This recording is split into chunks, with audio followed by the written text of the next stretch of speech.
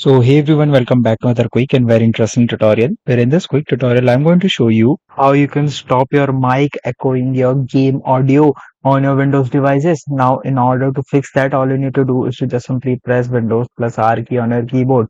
Once you do it, here you need to type this command, that is mmsys.cpl. Just simply enter it and make sure you write the exact same command. Once you enter it, here you need to go to the option of headphones right there, or just simply go to this option of recording. Inside the microphone, make sure that the microphone is set to disabled, or just simply go to the properties, and from here you can adjust the level of the microphone as well. If the audio is echoing not much, but if you want to use the mic as well, just simply reduce the microphone amount and make sure that the boost is not set for you. Alright, so that's it for this tutorial. I hope this video will be helpful for you. Make sure to hit the like button and subscribe button for more such helpful and interesting tutorials. See you in the next one. Take care.